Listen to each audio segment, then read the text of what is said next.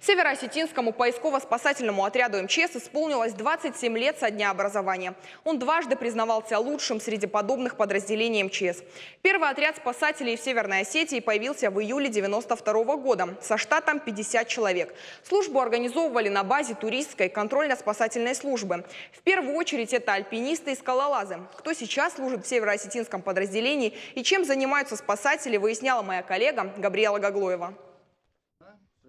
Андрей Хоранов работает спасателем уже более 10 лет. Признается, всегда хотел помогать людям. Поступил на службу в МЧС обычным спасателем. Позже решил получить альпинистский разряд и пройти водолазную подготовку. Спасатель не выполняет не только одну работу, он должен быть взаимозаменяем, как патрон в барабане. На любую работу его можно будет поставить, и он выполнит ее с честью. Спасатель – это широкая такая специальность, когда он умеет и тушить пожары, и оказывать первую помощь, и подниматься в горы, и опускаться под воду.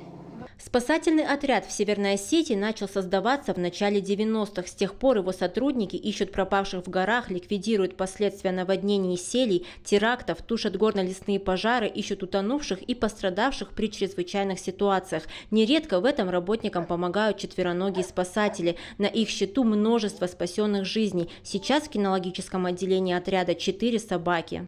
Специалисты говорят, что ни один современный прибор не может заменить четвероногого спасателя. Именно поэтому подготовке собак уделяется особое внимание. Они незаменимые помощники в поиске потерявшихся в горной лесистой местности, а также при сходе лавин.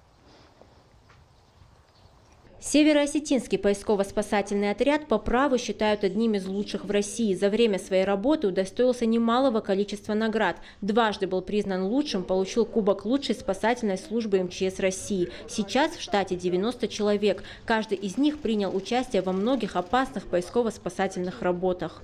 Отдельной строкой можно также еще указать и участие отряда в различных мероприятиях. Это сход лавин на Транскавказской магистрали с 1992 по 2002 год. Участвовал в терактах, которые происходили на нашей территории, это во Владикавказе, в Моздоке, Беслане. В Беслане под огнем боевиков наши спасатели на себе вынесли, рискуя своей жизнью, около 40 заложников и раненых.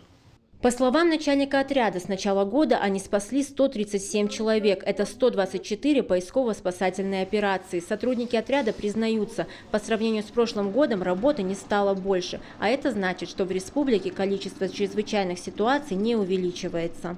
Габриэла Гаглоева, Хетак Гапоев, Новости Осетии.